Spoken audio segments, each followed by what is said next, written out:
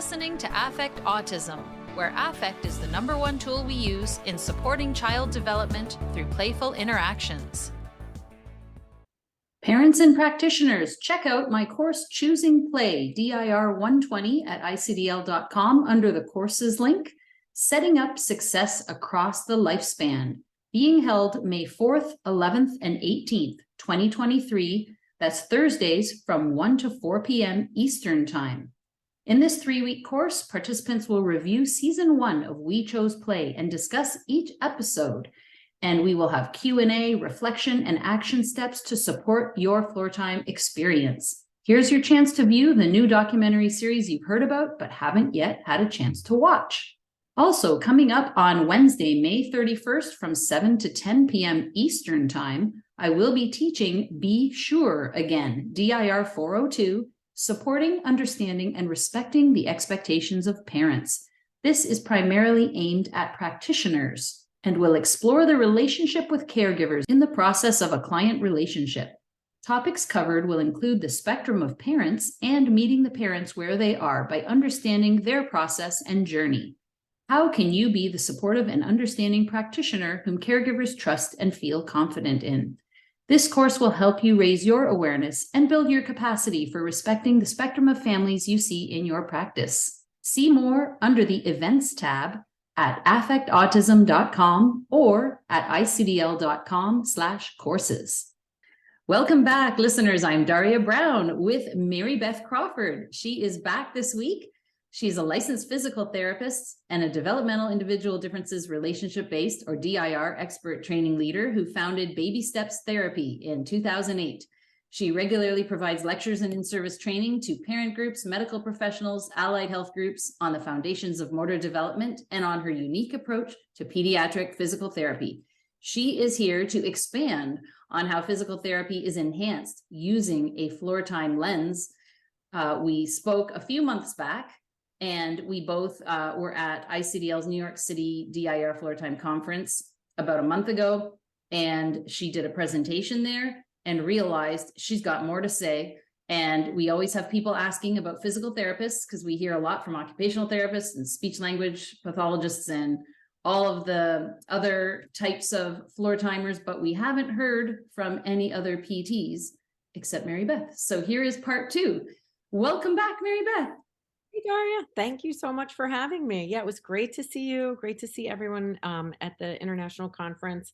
I thoroughly enjoyed the opportunity to present on some topics related to physical therapy and Floortime and the connectedness of the practices. And yeah, as to reiterate what Daria said, coming out of the weekend, I kind of had a reinvigorated passion to further expand. Many professionals and parents were asking me to, talk further about some of these concepts of how physical therapists there's kind of it's like a two-way street here, right? That the Floortime approach informs pediatric physical therapy, and then also the ways that pediatric physical therapy can support those higher level capacities. And so there becomes, just like in the Floortime model, some really beautiful reciprocity when there is that kind of relationship between the two approaches married together to support development and growth for everyone. So thank you so much for having me back. I love it. And I'm very eager to hear about this because my son is working on the higher capacities, still has some constrictions in the early capacities. And we're talking about the functional, emotional, developmental capacities described in the DIR Floortime model. The first being regulation and shared attention, into engagement and relating with somebody, into back and forth circles of communication. My son's got those down pat, but he still has constrictions in that regulation, and he still, has constrictions at the third capacity there, but working a lot on social problem solving, shared problem solving, getting into emotional ideas a little bit, and building bridges between and logical connections between ideas. So he's peaking up in those higher capacities for probably the last 4 or 5 years, but really, pushing through all the aspects of the fourth capacity is so challenging. And so I'm very eager to hear how physical therapy enhances that. That is, I mean, there's so many different ways I want to go with that kind of comment and curiosity. Okay.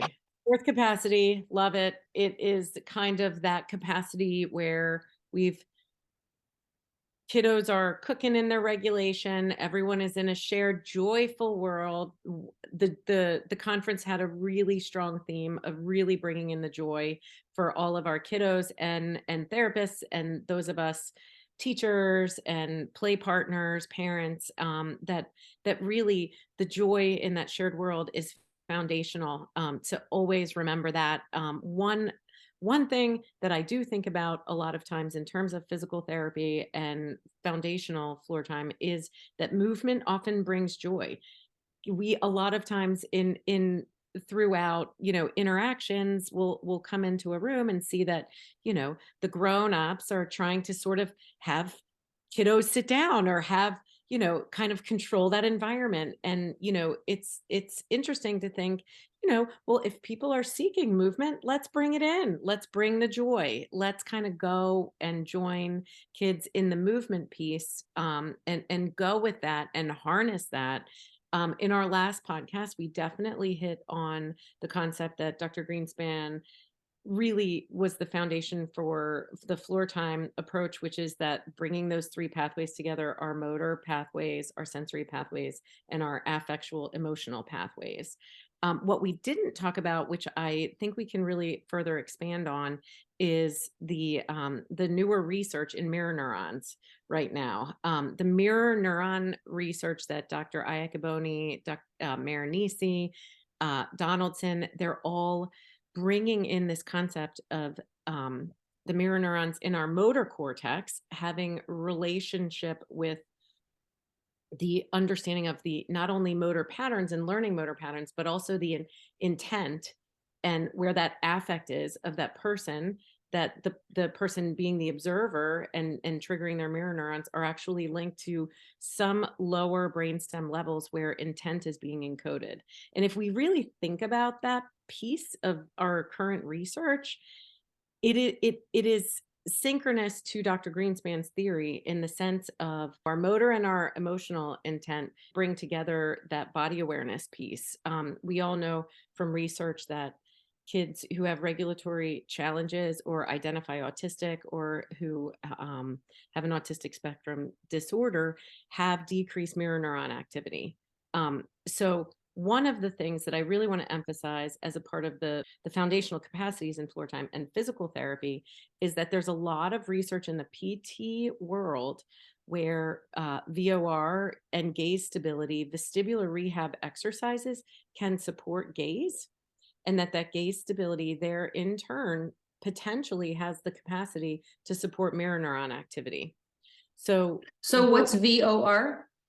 So I'm sorry. Yeah. So the VOR is a reflex of our vestibular system. Our vestibular system is in our inner ear mechanism. It's semicircular canals that detect rotary movements and also gravitational body, head, and space awareness. It's one of our major senses. It's an integrator of all of our senses. It has ascending and descending tracks connected with our arousal, connected with our emotional regulation, and then connected with our eye muscles. So the vestibulo-ocular reflex, VOR, is a reflex that develops, and it's not a primitive reflex that gets integrated. A lot of us have learned about primitive reflexes being retained, and we want to integrate them. This is a different type of reflex where it's actually a stabilizing reflex that helps stabilize our gaze when we're moving through space. What the research shows now is that kiddos who have regulatory challenges, kiddos who might be relatively shifted into hyperarousal fight flight, have more challenges with their actual gaze stability. So if we think about that, marrying some vestibular rehab might really support the child's capacity to take in that nonverbal, preverbal emotional cueing, which we know as floor timers is so foundational to all of the higher capacities. In particular, when we start into capacity 4, which you talked about, that's where we start to use our preverbal, nonverbal communication, and some words might start to come in, and synchronizing that in a shared world is the foundation for developing that motor sequencing and developing the capacity to hold on to our ideas while we're processing the ideas of our play partner, while we're navigating, emotional reactivity associated with some boundaries, and also not getting off the regulation track, kind of maintaining our regulation while we're negotiating with a play partner in capacity 4. That requires a lot, but one of the foundations is the gaze stability and having that intact VOR that can be supportive of that process. Does that make sense? It does. So what do I do with my son to help him? Okay, so let's think about just bringing it back to the VOR. There are vestibular rehab exercises that I sort of shared some video at the conference with younger kids through their different capacities. One of the things, so the VOR, this is sort of what it is. You hold your gaze and you move your head. And that's a simplistic way of looking at this. With a lot of kiddos in hyperarousal, the eyes and the head move together. And so then when you're moving in space or you're taking around, that leads to kind of a couple of things. One thing is you might have an under responsiveness to the vestibular system, a lot of kiddos needing a lot of movement. So one of the first things is, back to what I said, afford the movement, provide a lot of opportunities for movement, because that's really what's going to harness that connection and that relationship, which is another critical piece, we all know, for expanding into our higher capacities. So joining movement, joining together, this is where it gets a little tricky, because the PT mind might come in and say, well, just do 30 repetitions of, a certain gaze stability activity. And that might be fine and well if two people are having fun and being in a shared world, and that's not kind of triggering a stress response, right? If you're at a capacity where you want to work on the VOR, it might be something where you come in and tailor the environment as a floor timer to set up some swing activities or some different beanbag games where there's a lot of crossing midline and tracking activities with blocks. Or I showed a video where I had a little guy in a swing, and I was putting blocks on either side of him in this swing where he was well supported and getting a lot of movement. And sure enough, he was able to turn around, and he was just having a joyful old time tossing all these blocks off the swing, and not knowing that at the same time he was really working on his gaze stability all along with this really fun activity. So is gaze stability something that improves with practice?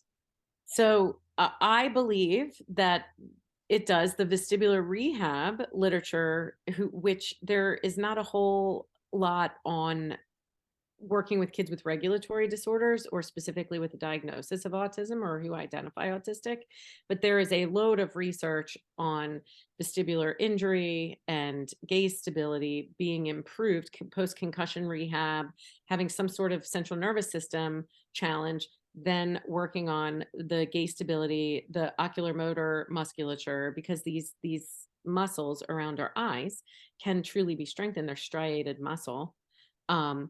That those exercises and those experiences can over time be supportive of the emotional signaling piece and be supportive of having an improved gaze. So yeah, that's a really good question. And that is an area where we need more research. But clinical observations in our clinic show that working on gaze stability and being cognizant of supporting that while we're supporting foundational capacities can really be supportive of that ability to emotionally signal, and then to start to kind of develop that theory of mind piece that we're always kind of looking for in terms of understanding our own selves, our own bodies, our own motor planning, and then also understanding our play partners. So you said a bunch of stuff there that I want to just point listeners to, because I've done past podcasts with other Floortime experts on these topics that I can refer back to in the write-up of the blog post. So you said that doing more of these activities supporting the foundational capacities, meaning supporting that they're regulated so they're not getting distressed. So I'm thinking of bringing our kids to a clinic and they tell you to do something and the kids don't want to do it. That's why we make it fun. And she's saying support those capacities. So being in the swing with blocks, the kids love to move and throw the blocks. That's supporting their early capacities. I did a podcast with Keith Landhair about co-regulation being the driver for sensory integration, where he talked about how you don't just sit a kid in a swing, you interact with them while you're on the swing and get all of that going. So that's supporting those early capacities, that engagement, that reciprocity, back and forth communication. And then you talked about that this eventually can support emotional signaling. And that is one of the key pieces of Dr. Greenspan's theory. And Jean Christian and I did a podcast about that, the importance of pre-verbal affective signaling, and how that was everything to Dr. Greenspan in the Floortime model. That is literally one of my all-time favorite podcasts. When you did that and I listened to that, I think that podcast, I believe, I mean, it gave words to what I've believed so inherently. And now we have the science in the mirror neurons to back up that hunch, that brilliant hunch that Dr. Greenspan had, which is that having his you know, in his books, he talks about somehow there was a disconnect of the emotional intent and meaning fell off the motor pathways, right? They weren't synchronously developing together, but he believed truly, which we all believe too, that with the right approach and with our attuning and supporting these individual differences of our play partners, that intent can meet the praxis piece.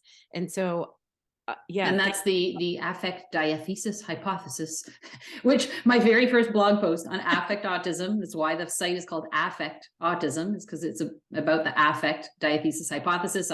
I put it in plain language terms for people because that's a mouthful and it sounds very complicated, but it's just what Mary Beth said, that the intent isn't there with and trying to bring those together so that you can have theory of mind. And unless you understand what you had just said too, I wanted to highlight, unless you can understand what's going on in yourself and your own intentions and all of that, it's very difficult to understand that in someone else. And I know there's a big debate because Dr. Simon Baron-Cohen said something about autistics can't have theory of mind, and it got all blown out of proportion because self-advocates say, of course we have theory of mind. Like, look at all this other stuff we do. It's like the neurotypicals that don't have theory of mind, which I totally agree with. But what we're saying is, regardless of if you're autistic or not, theory of mind is developmental. And I did another podcast about that with Maud LaRue, that it is a developmental step that everybody goes through.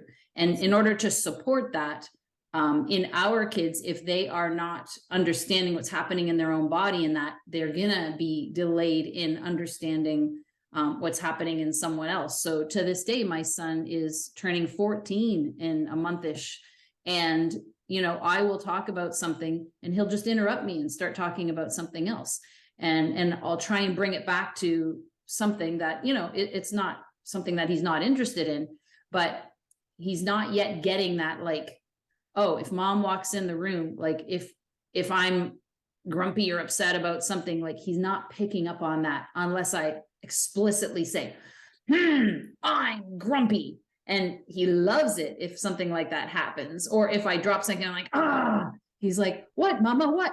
Because that affect piece links him in. He's like, what happened? Are you angry? Be angry, mama. Which right. is different than actually understanding, like, something's different. And maybe on some level he's understanding it, but he's not yet. He needs to feel it. So I'm glad that you brought that up. I was just working yesterday and you brought up capacity 4. So this is kind of this is a little bit of a capacity 4 podcast, which is great because it's such a complicated capacity. So agreed. So many things that you just said. So one of the things that we try to do, and sometimes, and the thing is, we stay there, right? We stay there with the kiddo, because if we know we know floor timers, you can't learn what anger is by reading about it. I mean, if one of the that you have to feel it and experience it, and one of the things we know is, that has to be mirrored to us by our co-regulator to some degree. So we talked a lot at the conference also about the shared joy, but also co-regulation, in the sense of, in order for kiddos to really start to develop that self-awareness and experience what's going on as the co-regulator in floor time, what we want to do is match to a degree. We don't want to match in a scary way, right? We don't want to trigger fight flight, but we do when there's a kiddo who is experiencing an intense emotion that they're overwhelmed by. We don't want to stay that, like, they're there. And a lot of people are told or feel that that's the right thing to do. That might just be confusing for a kiddo who's not understanding or feeling overwhelmed by their emotions. So it is okay. And truly, this is a piece of the floor time that marries with the PT, that we want to go, oh, you're feeling so scared, or, in a genuine way. But then we want to go, and it's okay. You're feeling scared. I see, we don't want to give them words to their feelings, right? So I know that that's not right, but we want to match the affect and then co-regulate. We don't want to co-regulate before we match it. We also might want to say, match it and give ourselves words, I'm scared. So that that kiddo then is starting to experience some, or start to sort of like understand a little bit through our mirroring what's going on with their feelings. And then we co-regulate that, these are feelings. It's okay to have these feelings. But if the kiddo's gaze isn't stable, they're not really taking in our emotional signaling in the nonverbal sense. So that might be confusing to them and kind of perpetuate this challenge with feeling and experiencing, because they're not really hitting those mirror neurons enough when we're mirroring. So they might need us. I kind of said this in a newsflash that I had done a couple months ago. In order to really, because we do presume the highest competence, we do know, and we do listen to self-advocates who have tremendous empathy and tremendous theory of mind, and who have expressed, guess what? It's not that I shut down because I don't empathize. It's that I feel so deeply what I'm experiencing from the person I'm communicating with, that I kind of need to take some time. Digression. But we might need to, when kiddos are developing this, hold the facial expressions for a lot longer. Keep in that affect for a much more prolonged, more exaggerated, exactly kind of what you're saying, because we do believe that, those mirror neurons, the science shows that mirror neurons are firing. They're just a little bit, there's a lower, what's the word, lower amplitude in the firing. So that kind of gives us some leeway as parents, teachers, therapists to go, oh, all right, so they're firing. So let's just stay in this experience. Let's provide the movement piece needed to get there, and let's harness all the pathways together, I know that if I do sometimes hold that negative emotion, whatever state it's in, like, my son will be like, no, mama, be happy, be happy. No, mama, no. Like, I see him get very like agitated, and he wants me not to be angry, which shows that he is having a lot of empathy, because it's, oh no, I'm uncomfortable that you're feeling this way. It's complex, but I don't know if you want to say something about that, but then I wanted to bring another point up about that. But did you want to say something about that first? No, I would, what that makes me curious about then, because you're right, we know there's the empathy piece. I think what I was thinking about in that regard is, he's just not comfortable potentially with his own anger piece, then, like, he's just overwhelmed. What do you do with that? So then it's a great opportunity for you to sort of be like, I'm really angry, and guess what? I'm gonna, scream into outside, or I'm gonna, punch a pillow. And then for him, if he's really there with you, to show him the process of like, I feel better. Yeah. Well, the one thing I love is that he's actually starting to say and label when he's feeling angry. Yeah, So yeah. he's saying, "Ugh, I'm getting angry, mama. I want to hit you." Mhm. So he's saying it. And so I have said, we can hit a pillow. We can stomp our feet. Yes. And I'm starting to do those kinds of things. And that, by the way, is where motor and sensory and affect meet. Bringing in the movement piece for emotions is another huge way to make those connections for the kiddos together, right? It's really hard for all of us to process our emotions without movement.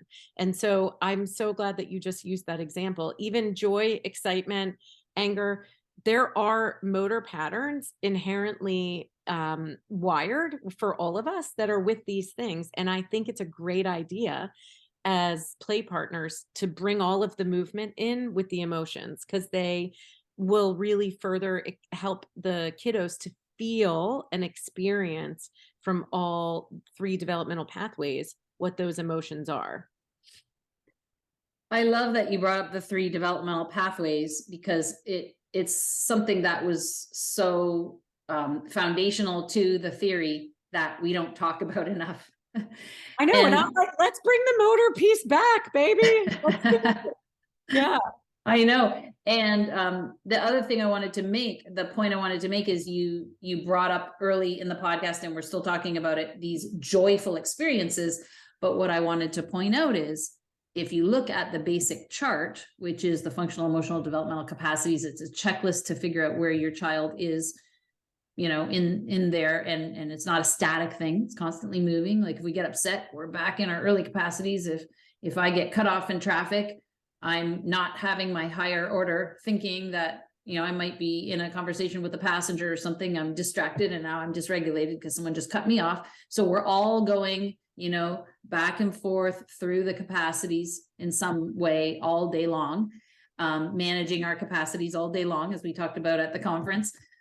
But the point I wanted to make is, when kids get when we have these joyful interactions, that's great, but the key is, can they maintain connection when they're distressed? And that's where we see a lot of kids, parents at the parent support group that come, saying that their kids melt down and they're just gone. I can't get any kind of interaction with them. And I remember those days, because my son used to have the meltdowns. It was years ago now, because he's been at the point now for a long time where he can still maintain a back and forth functional emotional developmental capacity 3, back and forth interactions, and emotional interactions while he's distressed. So when we say share joy and make it playful, we're not trying to suppress the negative emotions. And that's, I think, something that gets misunderstood around play. And I know Dr. Tippy brings it up too. He's like, Floortime isn't always joyful. We have to work through the negative emotions. And I think that's such an important point too. So I just wanted to have that disclaimer in there, because I know people sometimes think, oh, it needs to be happy and play all the time. And it is, we chose play, but bringing it into a playful realm, as I talked about with Dr. Neufeld a couple of podcasts ago, brings it, makes it less distressing. Like if you can bring it into the mode of play and work through emotions, and you have to be able to feel all of your emotions, as you were saying. Mm-hmm. Yeah, no, that's a really good point. I think that kind of speaks to, I don't know if I'm going to change topics now. Tell me if you want to stay on this one. I'm thinking about the newer science in motor learning in the world of physics. So in the world of physical therapy, there is a lot of talk on terminology for motor learning, and the ways that the parts of the brain activated during novel motor learning, and the concept of like motor adaptation, motor action selection. There's phases of motor skill learning, and like we've said before, there are strong links between our vestibular system, our limbic system, that for that emotional regulatory piece. And so I'm just thinking off of what you were saying about not always there's not always shared joy. That joyful piece and that kind of like steady state, activated relation, being engaged, sustaining that attention, and kind of sustaining that joy is a part of kind of that novel motor learning piece, in which, like, if we're experiencing those big emotions, we're probably not learning a new fine or gross motor task, right? However, so that's kind of like where we're talking about, like, the joyful piece, the engagement piece, the we choose play is more foundational to novel motor learning experiences. However, adaptations of our motor learning, of our motor planning, once we have kind of our motor plan and we want to work on that adaptive piece, we don't really generalize a lot of these skills until we've experienced the full wide range of emotions with these novel motor plans, right? So they're like two aspects of, and equally important, right? So, and it speaks to going from FEDC3, where we're like, joyful, joyful, joyful, joyful, all this reciprocity, all this fun, and to your point, and we say a lot of times, like, you can't, the only way around FEDC4 is through it, right? Like, these big that, all of a sudden there's a boundary, and it's like there's a solid no, and all these big feelings come up, that reality principle that Dr. Greenspan talked about, and experiencing a wide range of emotions and feeling validated for those emotions, and experiencing the capacity to stay regulated first in co-regulation and self-regulation is truly, to your point and the former podcast, like, that is the way to go from FEDC4, complex communication and shared problem solving, into that symbolic thinking realm. Because now what your son is starting to do is not physically express his emotions, but verbally express his emotions. So these words, I'm angry, have a symbolic meaning to him, and he can express them, and there's reciprocity on that higher plane of communication, of that, using words as symbols. And of course, we know that the capacities, are interlinked, and we climb up and down all of the capacities, and while kids might have some, capacity to say I'm angry when they're angry, there might still be more nuance and development happening on that plane of symbolic thinking. And that speaks to continually sustaining affect, sustaining co-regulation, and sustaining that interaction to create the higher level thinking capacities. Yeah, that's so true. And so I did early on in affect autism, I took it right from Engaging Autism, the book. I did a series of blog posts called Stumbling Blocks at FEDC1, stumbling blocks at FEDC2, stumbling blocks at FEDC3, up to 6. And what was clear in each, and they're like my favorite blogs I did on the whole website, because Dr. Greenspan really gave you tools of how to strengthen the capacities. And every single one said, I'll give you an example, FEDC4, how to strengthen it, strengthen FEDC3. Mm-hmm. How do you strengthen FEDC3? Strengthen FEDC2. So you're always working on the lower ones to get to the higher ones. And everybody's in such a rush. When I say everybody, I mean, parents are thinking, and, rightly so. And without all of the knowledge of Dr. Greenspan's theory, oh, well, my child's in FEDC5, or they think it's like, I got to get my child there. But it'll be so much better and so much more robust when those earlier capacities are strengthened. So even if you have to stay at FEDC 3 and 4 for like, it's been like 7 years with my son, he's still working on the 4th capacity.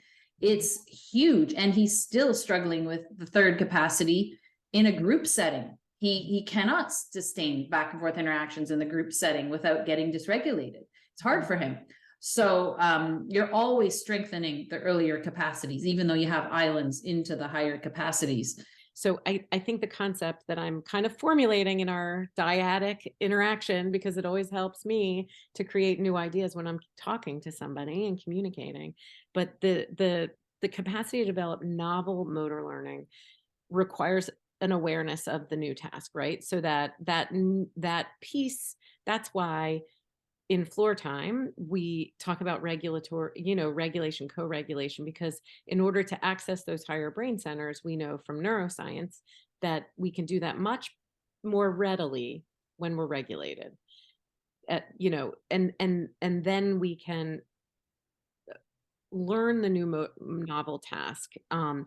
Once that happens over a long period of time and that motor plan becomes automatic, then less cognitive resources are required. Then we kind of use what psychologists say is implicit knowledge. And those implicit movement, procedural, motor memories are more automatic, and they're processed at the cerebellum and basal ganglia level.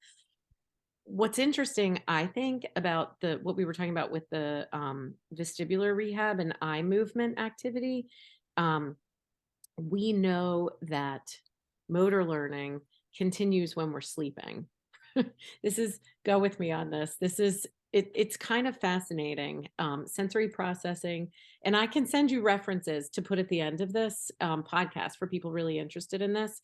Peralt, 2019, he did a great study showing that our sensory processing continues while we're sleeping, and how important there's another study in 2017 that sleep is an important aspect of the consolidation and retention phase of motor learning. So, for me, it makes me really curious about our kiddos who struggle to fall asleep and struggle to stay asleep and struggle to retain motor plans that they've learned over time. Because we all also know, and it'd be a good podcast to talk to somebody who's a sleep expert. I am certainly not, but I have a rudimentary awareness of reading about sleep. It's very interesting to me. And I know a big part of sleep is that rapid eye movement, those phases of sleep when some of this consolidation in the brain occurs. And I do really think about the eye movements and how robust they might be during sleep for a kiddo who maybe doesn't register vestibular movement when they're awake.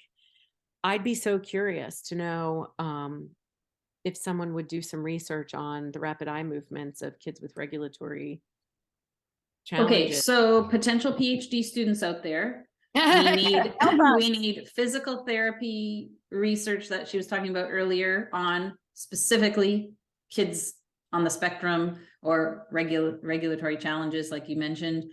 And then we need rapid eye movement sleep tests for kids with regulation. Yeah, I mean, sleep, I absolutely, anyone listening, please, if you are a Floortime and sleep person, email me. We need to do a podcast, affectautism@gmail.com. So many parents struggle with sleep. And, this is why in my house, it was like, never, ever, ever wake up my child. I've never, ever, ever used an alarm clock to wake him up. If he sleeps in till 11 a.m., we're going to school late. I never, ever wake him up. Now, he never, ever, ever sleeps in that late. He's always, boom, fresh up in the morning, but at least he sleeps through the night now. But a couple of things. So, we talked about this, Maud LaRue and I, occupational therapist, talked about this developmental growth spurts, how when you are, consolidating, whatever, synthesizing new learning, your other skills might fall to the wayside because you're working on it so hard. So like, think about when we learned how to ride a bike, right? I remember the day my dad had me on the driveway on my little bike when I was 6 or something, and took the training wheels off, and I'm struggling to balance, or even the first time you ice skate. And then now if I got on a bike, I'm not thinking about it, I'm just cruising along, right? So that's what Mary Beth's talking about, like novel motor learning, something that's new. You have to really focus and concentrate on it. But once it becomes routine, like if I'm driving down the street, sometimes I'll be like 10 minutes went by and I was like, I don't remember stopping at any lights or turning or anything. My mind was somewhere else, but my body was just driving in just fine, functioning just fine, going through it because I'm so used to driving. The other thing I wanted to bring up that I had forgotten and now I remembered was that my son is also physically expressing anger, because he'll be like, I'm angry, mama. So it's not just the verbal, but he's putting the affect into it, and he might be stomping his feet, and sometimes he breaks things. Not too often, but every now and then he'll pick up something and he'll smash it, or he'll throw it. And we want to kind of redirect that, like, it's not okay to break. It's okay to feel angry. You can feel angry, but let's smash a pillow instead. So, but you're saying like providing those examples of stomping feet and smashing the pillow, like the motor stuff. When he's excited, he's flapping his arms like crazy. He's expressing his excitement through motor actions. So those are the things I wanted to throw in there. In the last podcast I did with the self-advocate, Mickey Rowe, who was our keynote speaker at the ICDL International Conference in New York a month ago, Mickey said that because he needed lots of vestibular input to his system when he was younger, he loved stilt walking on stilts and being up high and doing that. And so that bringing that movement in. And when he went to the theater, he had gone and tried out for a stilts role when he was like this tiny little kid, and he didn't get it. But going to the theater allowed him to see those affective interactions with people without the pressure being put on him, which then gave him the motivation to understand and learn how to do those kinds of interactions in a scripted way as an actor, which then helped impact his own development, which I just thought was so interesting. That is so interesting. It kind of speaks to when we do some symbolic play with our stuffed animals, or, when we're playing with symbols and able to process emotions from a little bit of distance, and we don't become so overwhelmed. That does make a lot of sense. Since we did, we've been talking a lot about the importance of processing the gamut of all of our emotions throughout FEDC4. Giving a little space to process those emotions, whether it's up high space, no response space, or just the distance space in play, and not kind of like internalizing it. That all those strategies can be really, really great for emotional processing. And what was really insightful too that he said, which is so obvious, but to hear him say it makes so much sense, is that because he didn't speak or spoke differently, people talked to him like he was a baby. And he got to see natural interactions when he went to the theater, because people spoke to him the same way they spoke to all the other kids, because he was just an audience member. Whereas in real life, people were like really infantilizing him. What's the word? Making him feel like, I'm so different, and what do you think, I'm not intelligent? Like, what's going on here? So even though we say in Floortime to exaggerate the affect and do that kind of thing, we still want to do it in a natural way without, insulting the intelligence of the person that we're with, especially if they're not a baby. And we're not talking about baby talk. We're talking about, holding that moment, using that affect to stretch it out, which is different. So I thought that was helpful feedback that he gave as well. I honestly think we all need floor timers would benefit from like improv classes on the daily, because it's a skill. It's a skill that develops over time. And, like Daria and I keep saying to newer floor timers, the more we practice it and kind of reflect on our own practice, the better we get at it. Because for a lot of us, our intentions are to catch the gleam, to join our play partners. But we don't always get it right. We hit the mark. I mean, I watch my videos all the time, like, shh, be quiet. Why are you talking? And so it's a constant process of, giving it your best shot and then reflecting. And, for a lot of people at the outset, when you have a big affect, that does mean being louder and sounding, not maybe how you're intending on sounding, but that don't give up to everybody. That comes with practice, and again, having colleagues or floor time mentors that can support all of us. We all benefit from that practice, and collaborating in a trusting relationship with others to support our own practice. So Well, in the blog post, I'll refer people back to the podcast with Vicky Rowe, back to the podcast on genuine affect and relationship that I did with a couple of floor timers about a conference presentation from a few years ago, and certainly the podcasts on self-reflection with Dr. Andrea Davis, which were helpful too. So always lots to learn. For the PTs, I am, speaking to everybody broadly, but also wanting to get more physical therapists using the Floortime approach, because truly using the Floortime approach is the way for you to meet your goals, right? So some of our goals as PTs are bike riding, stair climbing. I really want to support our newer PTs to understand individual differences, use those tenets of Floortime. When you attune to yourself, you attune to the child, you understand individual differences, you create a relationship with the child, with the family, that and truly join the child in their interests and use all those foundations. These are the ways to meet your goals for physical therapy, right? We're not getting, we're because the bilateral integration, the jumping jacks, those capacities that we're working on also then in turn support, which is the other thing I want to talk about, support symbolic thinking, support linking logical bridges. One of the things really quickly Daria was talking about in the motor learning, and now science has fully backed this up, is that newer models for motor learning include affective states.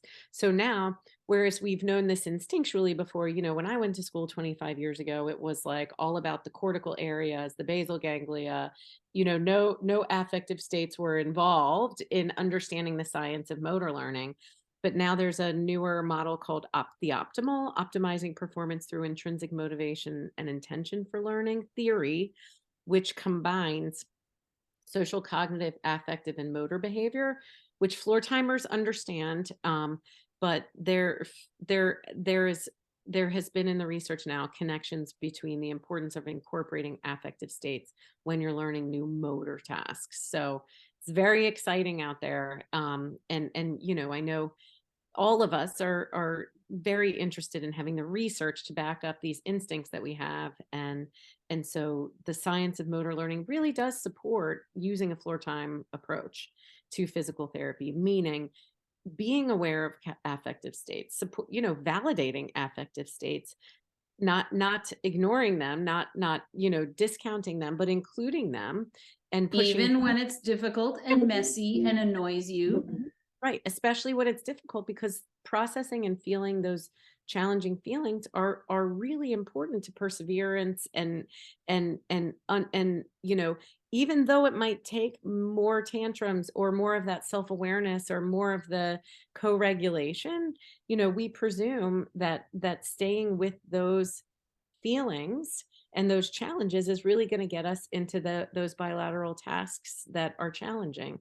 And then the really one of the most important things I wanted to talk about too, and I know we've been talking a long time, but there's so much research now to show that actually coordinating the two sides of the body really integrates the two hemispheres, the two sides of the brain, to get those higher level cognitive skills cooking in schools, right? Active working memory. And I will send Daria a reference to put at the bottom of this podcast, because I was thrilled at the amount of research linking bilateral integration in the body now being supportive of those capacities like visualization in space, developing and linking logical bridges in those higher capacities, that when the body is crossing midline and doing these higher level coordination tasks, as physical therapists, I say this to families all the time, like, I'm not working on or cognizant of, or I'm never forcing, because we're floor time, but I am aware of making these things fun and co-regulating through higher level coordination tasks, not because we're worried about high performance athletes or anything, but because we know science shows that developing this coordination in the body supports all the higher level cognitive skills that most parents, teachers, loving family, play partners are really looking at those higher level functional outcomes. So I really, really want to speak to the responsibility of all the pediatric PTs to be aware of that these are skills that are foundational for all the capacities, not just for the motor track.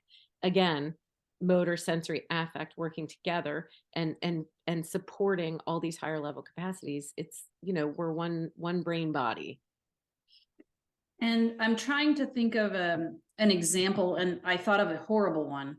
But, trying to do that kind of work without the understanding of the other pieces is sort of like forcing a child who only has one leg to learn how to ride a bike and getting mad and more forceful and practice more, practice harder.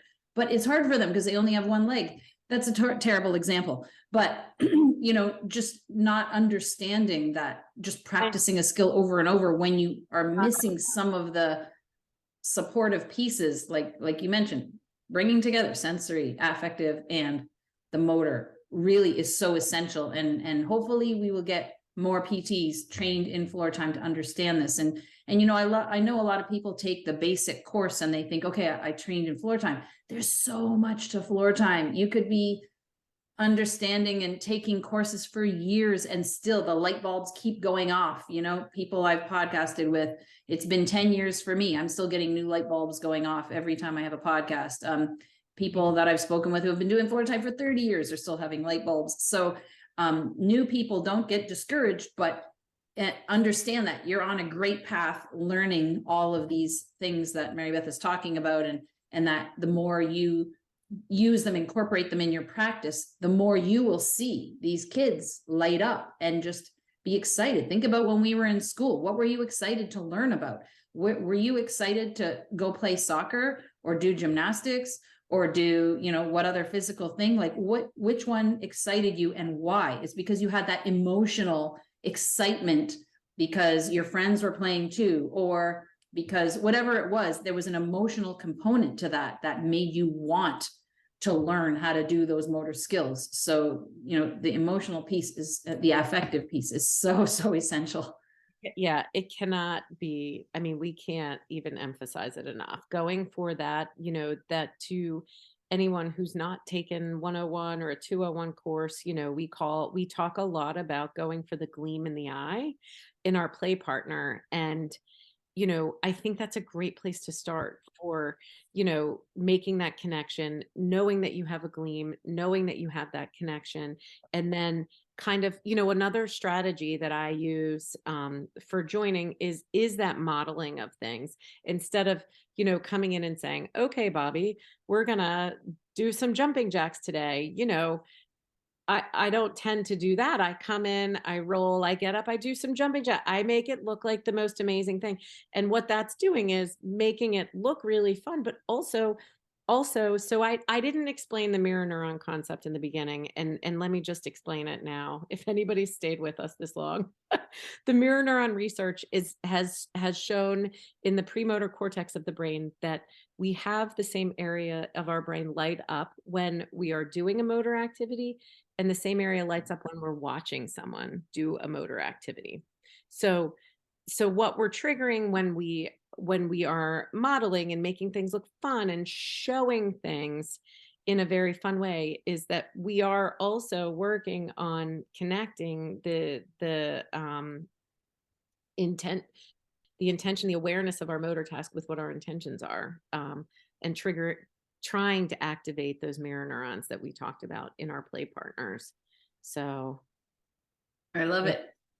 The analogy that I like to give when I'm communicating with someone who the child's getting frustrated, or someone is frustrated with not being able to tap into someone's potential in the moment, I like to use the analogy of, like, for me, putting a challenge, like, say giving me a calculus problem and then just telling me, like, keep trying if I don't know how to add and subtract, is it's never going to work. I'm going to be frustrated. I'm going to try and leave. It's going, so I like that analogy in terms of like going back to our building blocks. If we find that I'm doing jumping jacks and no matter how fun or no matter what's going on, someone's not, I haven't wooed, or maybe I didn't join and maybe I haven't used my floor time tenants, but maybe that is a little bit challenging for a kiddo. Then what I do is from those bilateral skills, then I might go back to down on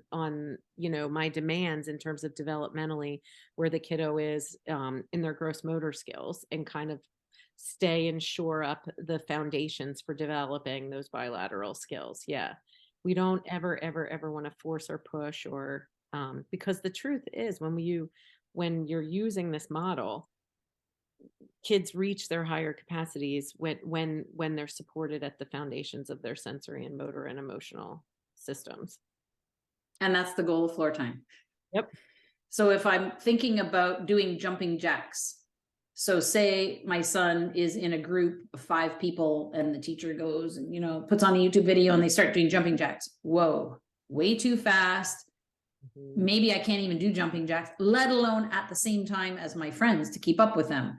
So maybe it's making it fun. Like you said, you're doing them just one-on-one and you're having fun. And then you're bringing in one other person and you're doing it super slowly together. Let's go up. Ooh, and make some, I don't know, like some superhero thing, like I am Superman, and then down. Oh, I'm back on the ground. I'm up in space. Oh, I'm down on the ground, and like making it super fun. And then faster. Simon Oh, said music. Make it, group, there are, once the child is ready for that sort of thing, and they communicate with us, everyone communicates, we understand behaviors as communication and respect someone's agency in communicating, whether with their body or their words. No, we do respect all of that, but when they are ready, making things fun, like freeze dance or dance parties, or Simon Says is still really fun, things like games like that make those higher level bilateral activities motivating and intrinsically fun. So, and one more disclaimer, because I don't want to insult people's intelligence by doing these kinds of examples, but some parents are really new to this, and I just want to make it clear. When I'm going up on space, blah, blah, blah, you see my affect is way up there and I'm upregulated. Someone like my son, that might be too much for him because he gets so my example is not necessarily the way to do it. I just want to point that out. I know it's obvious to a lot of people, but just, if people are saying, oh, I'm going to do what she said, if you're with a child who gets upregulated easily, maybe you're doing it with lots of affect, but quieter and more slower and bringing it down. And, I'm sure there's 8 billion other ways to do it, but that's just one point that I wanted to bring across. And that's the tricky part of floor time, is everybody wants the prescription and the instruction booklet, but every child's combination of all their different sensory and individual differences and relationship you have with them, and then your own profile of your own individual differences mixed together, like it's totally unique for every case. But there are these sort of overarching guidelines we can offer. Mm-hmm. Right. Yeah. Yeah. And I think that the understand for physical therapists new and curious about the approach, understanding each individual difference and understanding how to attune to and be curious about the kiddos that they have the honor of playing with, really being curious and learning about those individual differences will have a profound impact on their awareness of their own practice and also on their outcomes, frankly, because creating, attuning the relationship and then kind of creating those just right interactions are really what we are doing as floor timers. And I think, just back to the beginning, I think that these two, the physical therapy and the floor time approach, are really set up beautifully to be used synchronously together. For sure. And that is key, the just right challenge. And you can't know what the just right challenge is if you're just performing. Like I think of kind of what I just showed is like I'm performing, like, woo, and I'm doing this performance, but it's not, it's about attuning to the child. So as I'm doing it, I'm watching, what are they experiencing while this is happening? Are they getting overwhelmed? Are they giving me cues that they're getting overwhelmed? Are they a little bit underwhelmed? Are they distracted and looking somewhere else? Are they not looking at me, but they're still there in, they're still engaged and attuned, but it's too hard for them to stare and have that eye contact. What is it like that attuning to them and understanding and adjusting yourself to meet where they need to be? And that made me think of one other question I forgot to ask you. What's the relationship between gaze stability and eye contact? Because we see a lot of autistic kids not making eye contact. It's uncomfortable for them to make eye contact. And does that have an impact on these mirror neurons that you talked about? And that'll be our last topic before we sign off today. We could talk forever. I know. I think we need more research on that. So when I was doing my research review, let me see if I can find aberrant. There were, and I'm sorry, forgive me for using the medical model terminology here. There was a study that was called, I think that they looked at like aberrant meaning atypical, but I know that's another challenging term. But gaze pattern, people have mapped gaze stability patterns. And there also was some preliminary studies showing that having, a quote unquote atypical gaze patterns were linked to decreased mirror neuron activity. And then, we can extrapolate from that, okay, so then maybe we can look at that and think about if we do strengthen that gaze stability and strengthen the capacity to hold gaze when we're moving in space, that might in turn have a positive impact on the mirror neuron activity. But, I don't think a specific study has been done just on that with a specific population. It's very new. It's very exciting and new. And, I think there's a lot of labs doing a lot of really great research now on movement, gaze stability, and mirror neuron activity. So, the preliminary research that I read, there are certainly enough connections where, we as Floortime, we you never really force somebody, but we also know that when a kiddo turns to look at us and has the gleam, that we've made a connection. So the concept of supporting that is probably the best way to say it, is through our movement, through our affect, through activities, is going to have a positive feedback system on all of the developmental growth. Because, thinking about our sensory systems and our visual system, our auditory system, those are ways that we connect with one another. Eye gaze, listening to one another, and feeling one another, and so on. So we know that those foundations will be supportive of all the FEDCs. That wasn't a great answer, but I think that's no, but you took the words out of my mouth, because even though our children on the spectrum, often don't make eye contact depending on where they are developmentally and all that jazz, I notice I get eye contact and always have when the emotional interest is there. So it's not that they can't, it's that what you said, supporting when they can and not forcing it. And when we see that eye contact, I've given this example a billion times maybe a few times in my podcasts about the little boy we saw all the time at train shows, model train shows. And I never heard him speak. I never heard him say a thing. He barely looked at me. And then I spoke to the caregiver and I said, just so you know, after the train show, we're going to the mall to see the Christmas train. And then the train club has an open house this evening. So we're going to go there and then get dinner and go to the open house. And the boy walks right up to me, looks me right in the face and says, "Where's the Christmas train?" And I was like, he talks? Because he was like, "Ooh, where's that Christmas train? I want to know what this is." So he's got that interest, that emotion. And so, that's why we follow the child's interest in floor time, to exercise those skills, so to speak, of when they're interested and getting that gaze and getting that, all of the stuff cooking that we talked about throughout the whole podcast. Okay, thank you. Thank you so much, Mary Beth. So many nuggets of information in this podcast I'm going to try and highlight in the blog post. So look at affectautism.com under the podcast with Mary Beth Crawford if you are doing a search to find it. This will be the part 2 of our physical therapy and floor time podcasts. Thank you so much, Mary Beth. Thank you so much for having me, Daria. It's always so fun. Until next time, here's to choosing play and experiencing joy every day.